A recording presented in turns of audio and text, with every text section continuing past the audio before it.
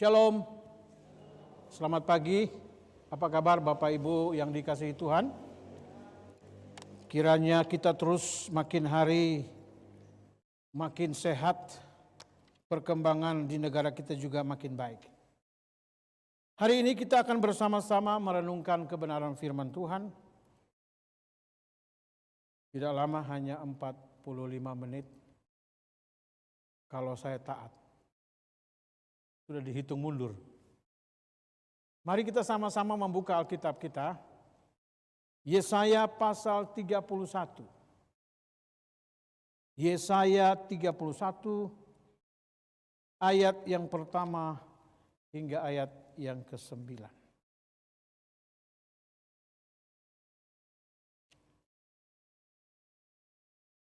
Yesaya 31. Sepertinya ini kedua kali khotbah di multigenerasi kitab Yesaya terus. Rupanya Bapak Gembala, perhatikan, mungkin saya cocok khotbah tentang Yesaya, tapi bukan Yesaya Soleh. Ya, ada mahasiswa kami namanya Yesaya, orang soleh. Yesaya 31 ayat 1 sampai 9. Demikian bunyi firman Tuhan. Celakalah orang-orang yang pergi ke Mesir minta pertolongan, yang mengandalkan kuda-kuda, yang percaya kepada keretanya yang begitu banyak, dan kepada pasukan berkuda yang begitu besar jumlahnya, tetapi tidak memandang kepada yang Maha Kudus, Allah Israel, dan tidak mencari Tuhan. Ayat 2. Akan tetapi dia yang bijaksana akan mendatangkan malapetaka dan tidak menarik firman-Nya. Ia akan bangkit melawan kaum penjahat dan melawan bala bantuan orang-orang lalim. Sebab orang Mesir adalah manusia, bukan Allah. Dan kuda-kuda mereka adalah makhluk yang lemah, bukan roh yang berkuasa. Apabila Tuhan mengacungkan tangannya, tergelincirlah yang membantu dan jatuhlah yang dibantu. Dan mereka sekaliannya habis binasa bersama-sama. Sebab beginilah firman Tuhan kepadaku, seperti seekor singa atau singa muda menggeram untuk mempertahankan mangsanya. Dan tidak terkejut mendengar teriakan seluruh pasukan gembala yang dikerahkan melawan dia. Dan tidak mengalah terhadap keributan mereka.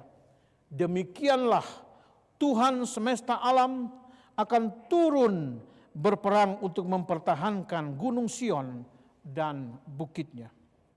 Seperti burung yang berkepak-kepak melindungi sarangnya, demikianlah Tuhan semesta alam akan melindungi Yerusalem, ya, melindungi dan menyelamatkannya, memeliharanya dan menjauhkan celaka. Bertobatlah, hai orang Israel, kepada Dia yang sudah kamu tinggalkan jauh-jauh. Sungguh pada hari itu kamu masing-masing akan membuang berhala-berhala peraknya dan berhala-berhala emasnya yang dibuat oleh tanganmu sendiri dengan penuh dosa. Asyur akan rebah oleh pedang, tetapi bukan pedang orang, dan akan dimakan habis oleh pedang, tetapi bukan pedang manusia. Mereka akan melarikan diri terhadap pedang, dan teruna-terunanya akan menjadi orang Rodi. Ayat 9, pelindung mereka akan lenyap karena gentar, dan panglimanya akan lari terkejut meninggalkan panji-panji. Demikianlah firman Tuhan Allah, firman Tuhan yang mempunyai api di Sion dan dapur perapian di Yerusalem. Demikian firman Tuhan yang akan kita renungkan pada ibadah minggu ini. Tema yang diberikan adalah melepaskan diri dari penyembahan berhala. Kalau tema ini dikasih tanda tanya, apakah kita bisa melepaskan diri dari penyembahan berhala? Jawabnya tidak. Karena ketika kita sudah masuk dalam penyembahan berhala, itu berarti kita sudah terikat, kita sudah masuk dalam perangkap, maka orang yang sudah terperangkap tidak bisa melepaskan dirinya sendiri. Dia perlu tangan lain, tangan di luar yang bebas, yang bisa menolong untuk membebaskan dia. Kalau bicara penyembahan berhala, itu berarti kita bertanya, siapa yang harus disembah? Lalu kita menjawab, Allah. Tapi pertanyaan berikut, Allah yang mana? Allah yang mana yang harus disembah? Satu kali di sekolah minggu, guru sekolah minggu mengajar dan dengan suara lantang semangat. Anak-anak, Tuhan itu baik. Anak-anak semua berteriak, amin. Tuhan Yesus baik. Lalu guru sekolah minggu lanjut. Anak-anak percaya kalau Tuhan Yesus itu baik berarti apa yang kalian minta pasti dia jawab. Amin. Ini sekolah minggu zaman now. Sekolah minggu saya dulu tidak pernah guru sekolah minggu tanya amin. Kalau sekarang mulai dari sekolah minggu sampai orang dewasa semua ditanya amin. Anak-anak semua menjawab amin.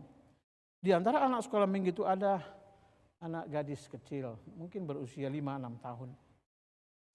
Dia pulang ke rumah dan dia ingat cerita atau ajaran guru sekolah minggu. Lalu diam-diam di rumah dia konfirmasi dengan orang tua. Ditanya papa mamanya, papa, ma, Tuhan Yesus baik ya? Oh ya, Tuhan Yesus baik. Oke. Lalu orang tua tanya, kenapa kamu tanya? Ya karena saya mau minta, kata ibu guru sekolah minggu, Tuhan Yesus baik, minta apa saja pasti dia kasih. Orang tuanya bilang betul. Kamu mau minta apa? Rahasia. Lalu anak itu malam sebelum tidur, di tempat tidur, dia berlutut. Dan dia bilang, Tuhan, berikan saya sepeda warna biru. Ingat Tuhan, warna biru ya. Dalam nama Tuhan Yesus, amin. Besok pagi bangun, cepat-cepat dia cek. Dia ke depan, dia lihat, kok nggak ada. Lalu dia tanya papa mamanya, benar Tuhan Yesus baik? Iya dek, kenapa? Rahasia. Malam kedua dia berdoa lagi yang sama. Besoknya dia bangun, dia tidak lihat ada sepeda biru.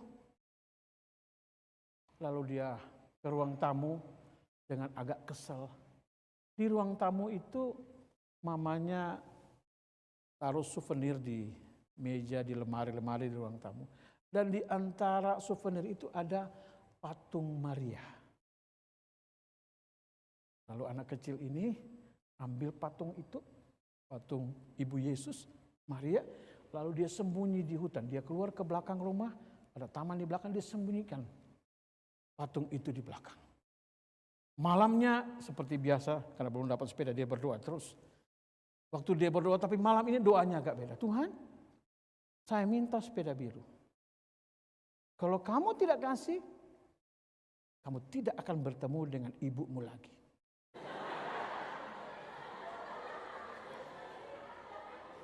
Kalau dia sudah sembunyikan ya. Doa anak ini begitu polos. Sepolos kenalnya dia kepada Allah. Sepolos pengetahuan dia tentang siapa itu Yesus. Siapa yang harus kita sembah? Allah. Allah yang mana? Allah seperti apa yang saudara dan saya kenal? Tahun 90, saya melayani di Medan sebagai mahasiswa praktek. Ada seorang yang sudah opung, sedang belajar tentang Trinitas. Semangat sekali, dia ingin mengenal Allah, orang Kristen yang katanya 3 di dalam 1. Hanya 1, tapi ada 3 pribadi. Bapa, Anak, dan Roh Kudus. Suatu waktu anaknya sakit. Dan dia berdoa, seperti apa yang dia tahu. Dan berdoalah si Opung, Allah Bapa, Allah Anak, Allah Roh Kudus. Berembuklah kalian bertiga. Macam mana caranya anakku sembuh? Dengan polosnya, karena ada tiga, ya kalian bertiga berembuklah. Macam mana caranya anakku sembuh? Mantap kali. Ya itulah pemahaman si Opung yang sangat sederhana. Tadi kita lihat anak yang kecil mengerti Allah, mengerti Tuhan Yesus seperti itu. Sekarang orang tua ini melihat seperti itu. Ternyata mengenal Allah itu tidak semudah yang biasa kita sebut dalam pujian kita. Karena ketika itu harus dihubungkan dengan hidup kita setiap hari, disitulah masalah mulai muncul. Maka ketika bicara tentang penyembahan berhala, ini bicara tentang apakah kita mengenal Allah. Dalam kitab Yesaya yang kita baca, ini adalah penghakiman dan pengharapan. Pasal 1 sampai 39. Yesaya bicara tentang penghakiman Allah kepada para pemimpin Israel yang sudah berbalik. Mereka membelakangi Tuhan dan sekarang mereka mengikuti pikiran mereka sendiri. Lalu mereka mulai mengikuti ilah-ilah yang lain untuk menolong mereka. Ini saking semangatnya sampai napas-napas ini juga. Mesti latihan pernapasan ini. Semangat sekali mereka mencari pertolongan. Padahal Allah berulang-ulang memperkenalkan siapa dirinya. Nah, untuk mengerti konteksnya, saya ajak kita sedikit lihat bagan ini. Sejarah Ibrani. Kalau Bapak Ibu perhatikan bagan yang muncul ini bicara tentang periode bangsa Israel. Kalau Bapak Ibu lihat mulai dari kiri, dihitung mulai tahun 2000 sebelum Masehi, lalu berakhir yang keempat tahun 500 sebelum Masehi. Dibagi per 500. 500 tahun yang pertama dari 2000 ke 1500 itu masa Abraham dan Musa. Tapi ada yang menarik, antara masa Abraham dan Musa ini ada 400 tahun Tuhan diam. Kalau kita baca Kejadian, Tuhan melihat kejahatan ini makin hari manusia makin jahat.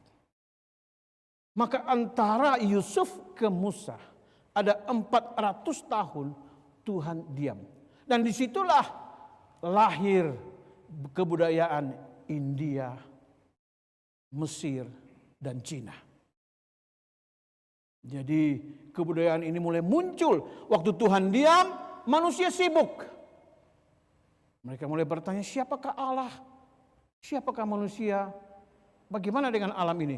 Maka itu di Mesir ada begitu banyak ilah. Waktu Allah diam, manusia mencipta ilahnya sendiri. Maka begitu masuk pada zaman Musa, pada waktu Israel ada di Mesir, disitulah kita lihat bagaimana mereka dicemari oleh ilah-ilah bentukan manusia. Lalu dari Musa kita pindah ke Daud. Bapak Ibu perhatikan garis titik-titik dari kiri ke atas semua bertemu di Daud. Ini adalah puncak. Ini adalah puncak kerohanian sekaligus puncak kemakmuran Israel ada di situ. Pada saat puncak itulah ada kitab-kitab syair, ada Mazmur, ada Kidung Agung. Kalau lagi perang, bagaimana mau bikin puisi? Tidak. Pada zaman semua sudah nyaman, aman, muncullah ungkapan-ungkapan seperti itu. Tetapi kita lihat garis itu mulai turun. Jadi 500 ada 400 diam, 500 1500 ke 1000 masa Daud itu puncaknya, kemudian itu mulai turun dan yang terakhir pada masa Yesaya. Kenapa? Karena pada masa Yesaya inilah, kalau di situ dibagi lagi 3 nabi-nabi sebelum pembuangan, Yesaya ada di Yerusalem sebelum terjadi pembuangan. Nah, dari Yerusalem inilah dia berbicara.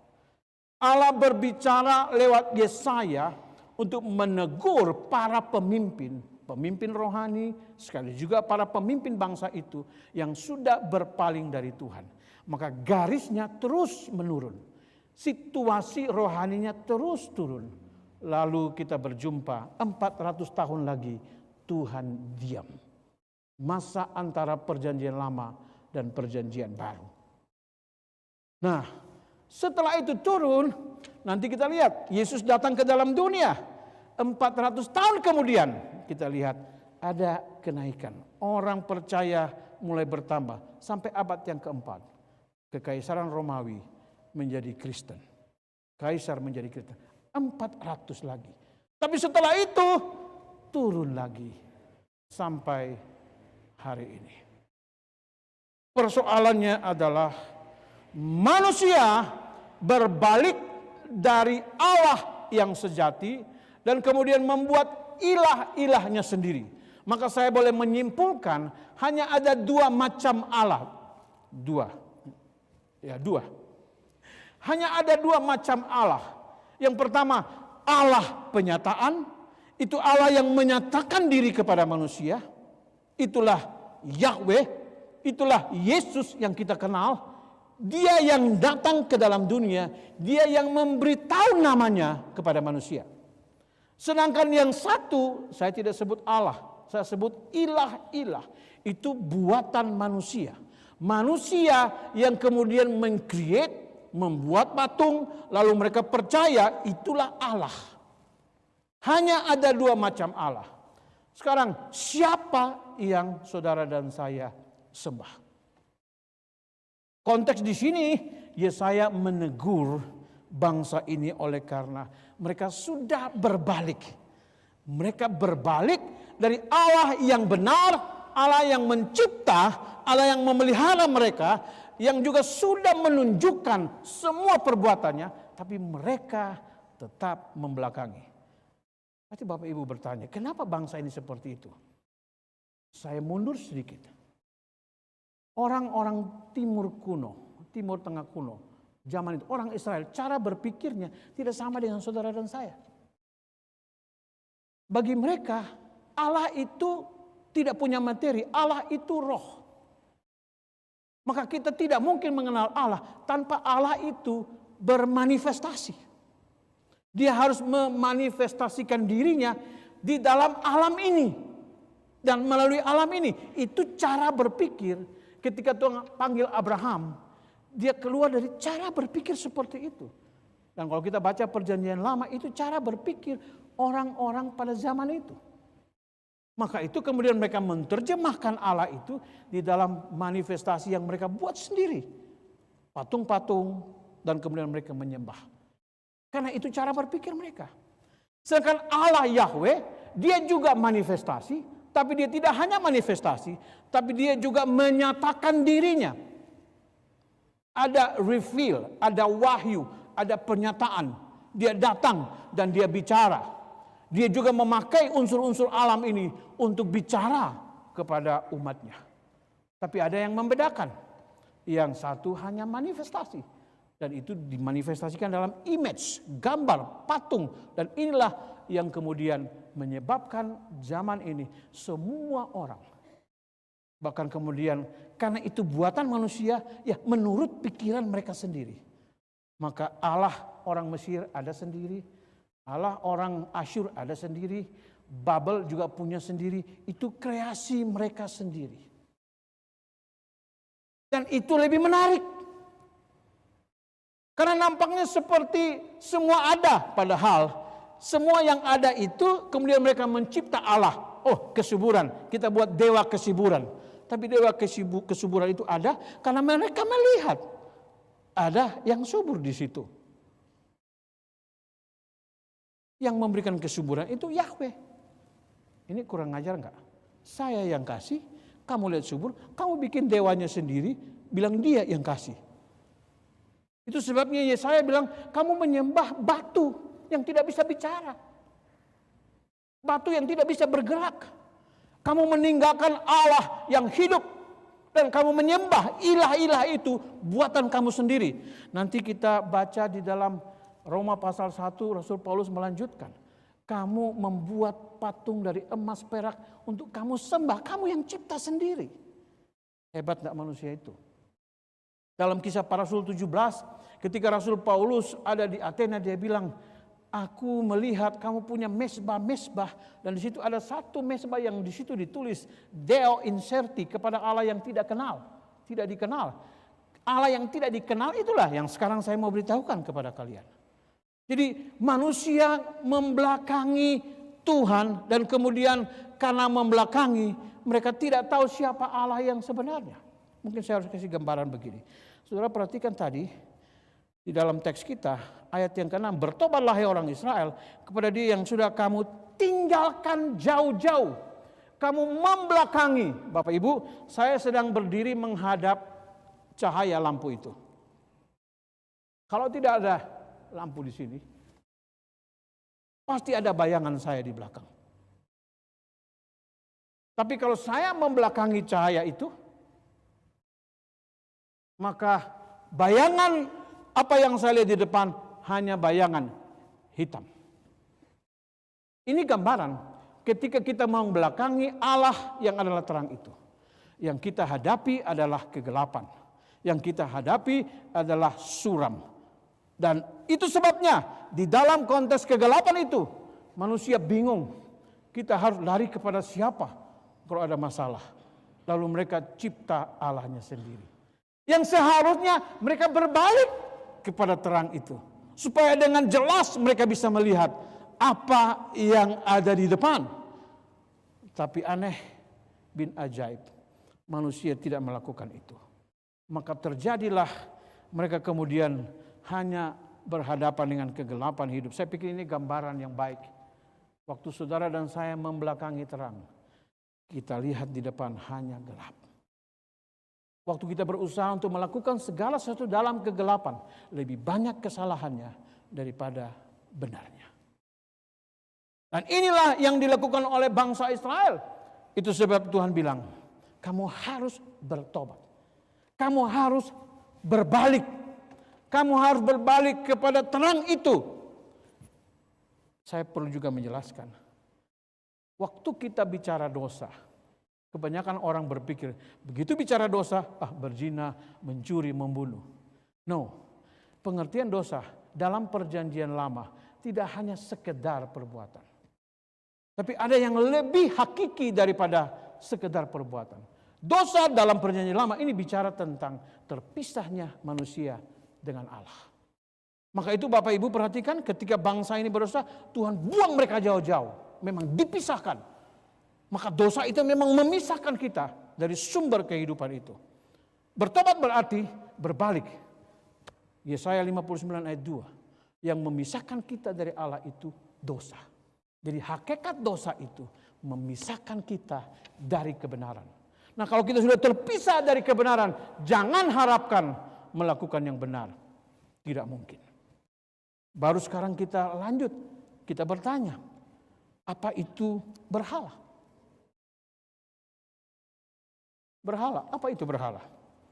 Ada 9. Orang mengatakan berhala itu ada 9. Yang pertama, idolatry is libel on the character of God.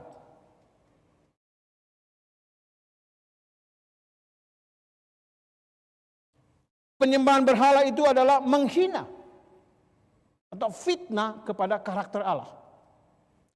Yang kedua, penyembahan berhala itu adalah menyembah Allah yang benar dengan cara yang salah. Contohnya kita bisa lihat Harun dengan umat itu. Mereka membuat patung lembu. Mari kita menyembah Yahweh. Menyembah Yahweh tapi dengan cara patung.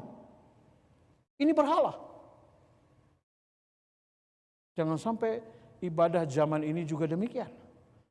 Kita menyembah Allah yang benar, tapi dengan cara yang salah.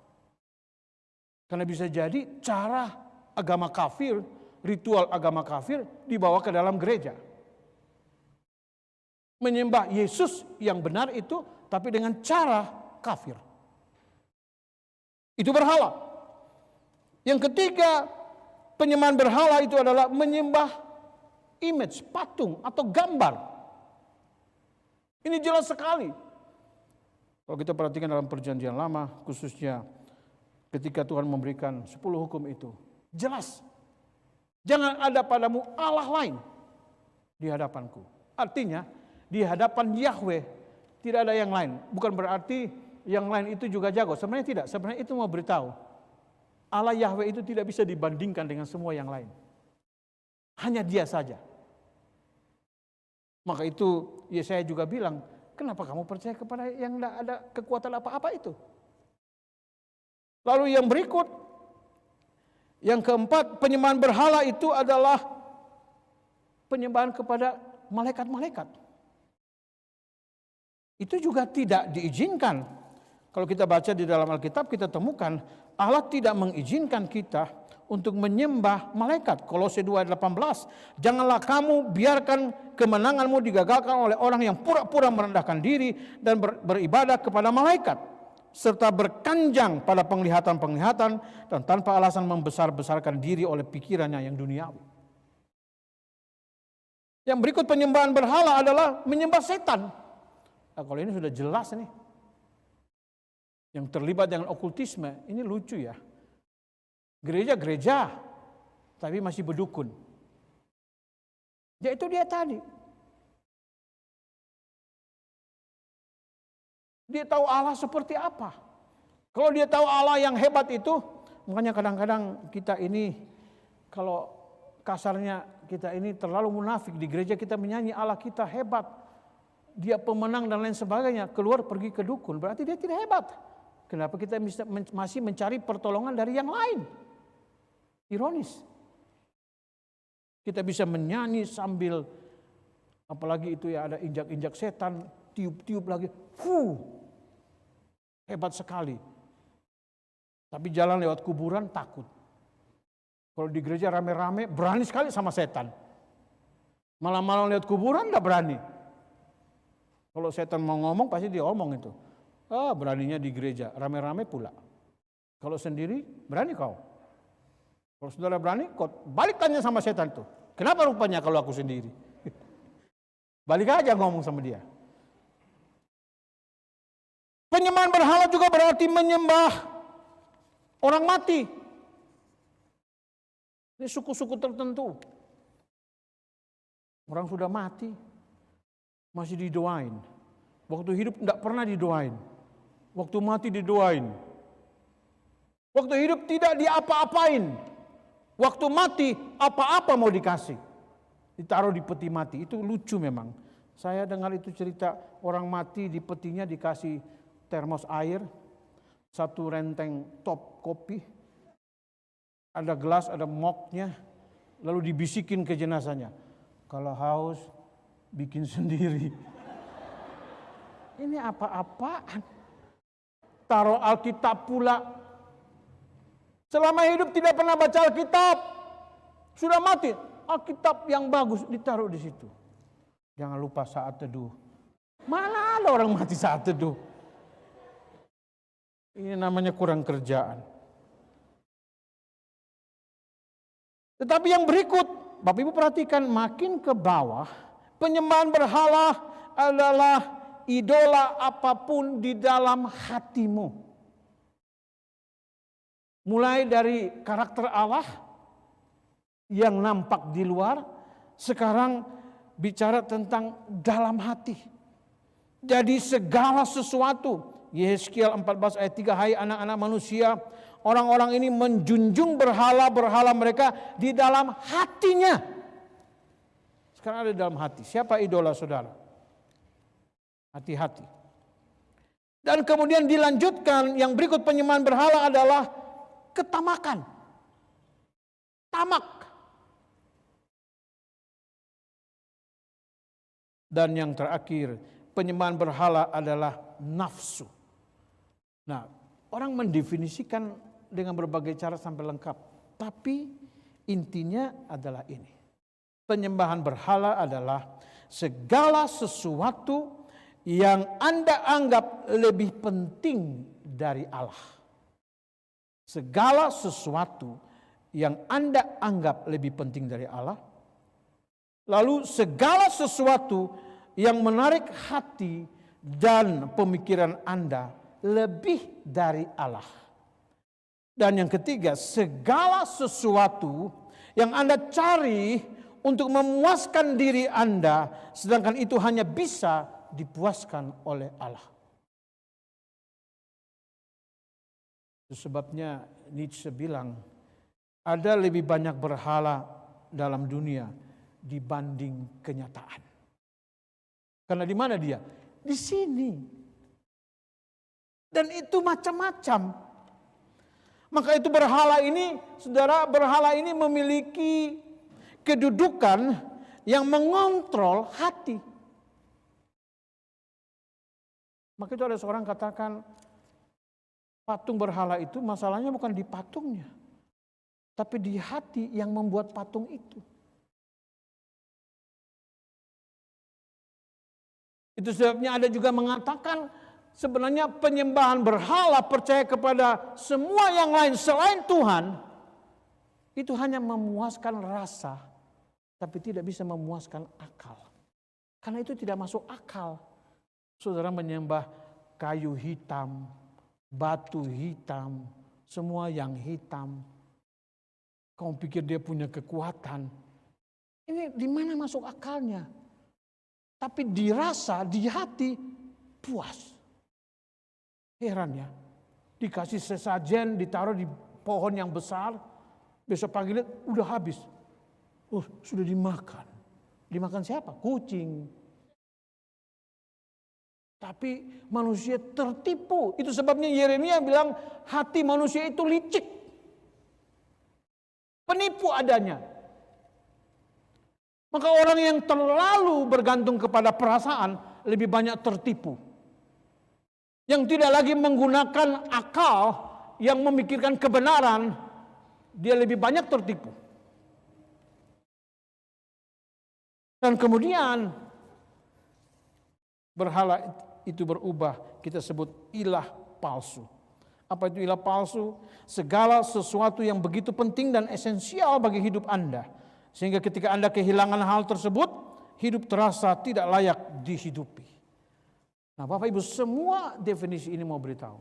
Masalah penyembahan berhala, itu semua ada di sini. Di hati kita. Maka tidak ada satu orang pun yang bisa mengubah hati manusia. Tidak bisa. Yang bisa mengubah hati manusia hanya Allah yang mencipta hati itu sendiri. Maka ketika manusia berusaha untuk mengubah, tidak mungkin. Kalau orang sudah terikat dengan pornografi, dia tidak bisa melepaskan diri dari ikatan itu sendiri. Mungkin dengan khotbah ini dia berkata, saya mau berhenti. Ya, setelah ini Anda berhenti. Tapi 2 hari lagi balik lagi. Masalahnya belum selesai. Itu sebenarnya banyak orang bergumul. Kenapa ya? Saya masih seperti begini. Saudara, kita tidak bisa mengubah hati kita dengan cara mengubah tingkah laku kita. Sekali lagi, kita tidak bisa mengubah hati kita dengan cara mengubah tingkah laku kita. Malah waktu kita mengubah tingkah laku kita, padahal sebenarnya di dalam belum berubah, itu hanya kemunafikan. Kita hanya sedang berusaha nampak rohani, tapi sebenarnya di dalam ada kebusukan. Bisa, manusia bisa melakukan itu. Maka itu Tuhan Yesus selalu bicara dari hati. Semua yang keluar dari hati itu yang menajiskan, bukan yang dari luar. Itu sebabnya waktu kita bicara tentang hal ini, Yesaya bicara kepada Israel, kamu pergi kepada Mesir. Karena kamu lihat Mesir hebat, betul? Kalau Bapak Ibu perhatikan gambar berikut ini, itu ada peta, ada bulan sabit di daerah itu daerah subur. Di Mesir ada sungai Nil. Di Asur dan Babel itu ada Tigris dan Efrat. Ini daerah subur. Sudah lihat umat Israel dididik Tuhan lewat 3 bangsa ini. Mesir, Asyur, dan Babel. Bukan kaleng-kaleng, ini kaya, tempat kaya untuk membentuk Israel. Maka ada apa-apa, kalau sudah perhatikan, Israel suka larinya ke Mesir, lebih dekat. Daripada pergi jauh-jauh ke Iran, Irak sana, terlalu jauh. Ke Mesir paling dekat. Dan di sini persoalannya adalah hatimu sudah berpaling dari aku, itu kata Tuhan. Begitu hatimu berpaling, engkau mencari pertolongan dari dunia ini. Dan itu sebabnya Nabi Yesaya berteriak, kamu harus kembali kepada Dia. Dan memang benar, kalau kita baca Yesaya pasal 1 sampai 39 kita temukan. Ahaz ditegur Yesaya, kamu sudah menyesatkan bangsa ini. Ahaz itu keturunan Daud. Tapi Tuhan bilang, aku akan menghabisi kamu. Dengan apa? Pertama Asyur, lalu yang kedua Babel.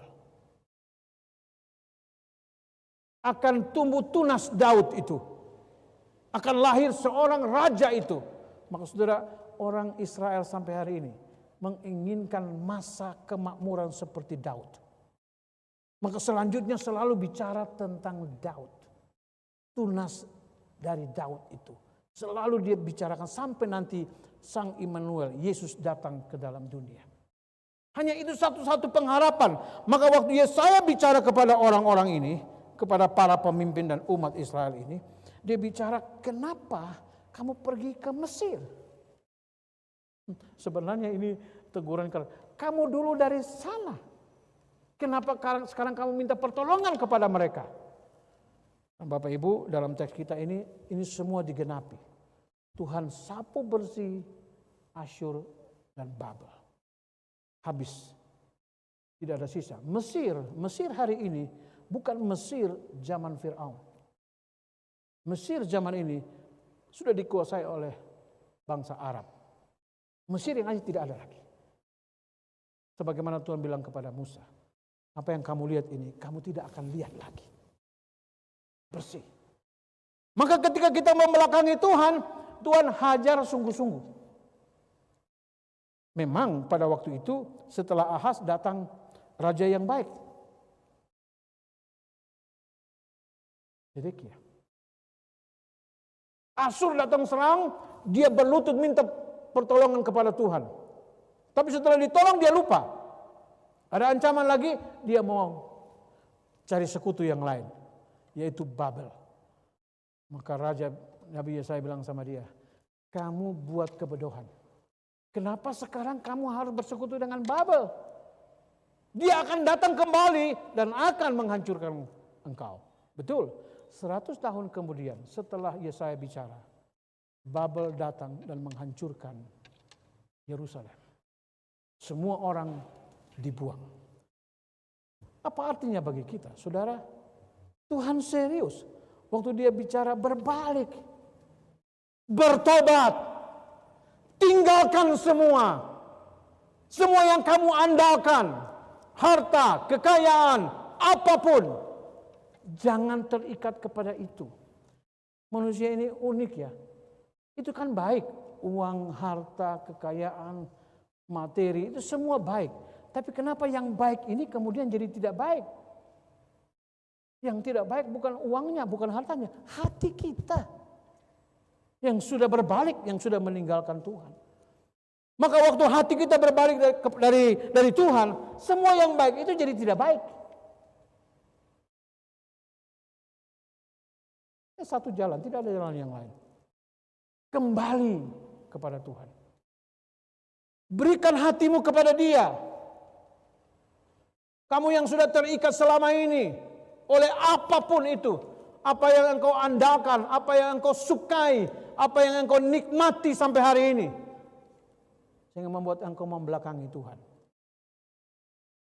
Melalui Yesaya Tuhan bilang, bertobat. Kamu yang sudah tinggalkan saya jauh-jauh. Kamu yang sudah membelakangi saya, balik. Dan itulah tugas saudara dan saya juga. Kita yang sudah hati kita sudah dibereskan. Kita yang sudah menerima Yesus dalam hati dan hidup kita. Sekarang Tuhan mau kita juga berbicara seperti Yesaya. Kepada orang-orang yang masih diikat oleh berhala-berhala yang ada dalam hatinya. Saudara dan saya diutus untuk menyadarkan mereka. Mereka perlu kembali kepada Tuhan. Mereka perlu buka hati mereka kepada Tuhan. Maka saya mau berkata kepada kita, yang bisa melepaskan dia, yang bisa melepaskan kita dari ikatan penyembahan berhala, tidak ada yang lain. Hanya Tuhan. Karena itu ada di dalam hati kita.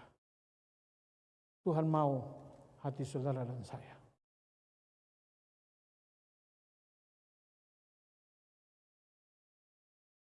Pada abad pertengahan di Inggris, di Bristol, Inggris, ada seorang bernama George Muller, pendiri dari Ashley Down Orphanage. Selama hidupnya, George Muller merawat lebih dari 10.000 anak yatim piatu. Ada kisah menarik dari George Muller. Satu waktu mereka mengalami kekurangan. Padahal Tuhan sudah buktikan bertahun-tahun tidak pernah kekurangan. Tapi satu waktu mereka ada masuk dalam satu krisis. George Muller berdoa berbulan-bulan dengan berlutut dan menangis. Tuhan, kirim berkat-Mu. Lihat anak-anak ini. Lalu di tempat lain ada seorang yang kaya, digerakkan Tuhan. Orang ini datang dengan segepok uang, banyak sekali. Menyerahkan kepada Muller. Waktu orang ini datang menyerahkan persembahan itu, Muller bilang, bolehkah beri waktu kepada saya 2 minggu lagi untuk berdoa? Apa yang terjadi kalau itu pengalaman saudara? Sudah berdoa berbulan-bulan, lalu orang datang kasih berkat. Lalu saudara bilang, 2 minggu lagi ya, saya masih berdoa. Oh, kalau saya sudah langsung saya ambil itu. Kapan lagi kan? Saya sudah doa berbulan-bulan. Tapi Muller bilang tidak. 2 minggu lagi baru saya berikan jawaban. Saya terima atau tidak. 2 minggu dia berdoa lagi kepada Tuhan. Dan tepat setelah 2 minggu, dia beritahu kepada orang yang baik hati itu. Maaf, saya tidak bisa menerima persembahan itu. Orang itu bingung. Yang memberi pasti bingung ya. Ini mau menolong panti asuhan ini supaya anak-anak ini bisa makan dan hidup. Tapi kenapa pemimpinnya menolak? Dengan penasaran, orang ini bertanya, kenapa kamu menolak?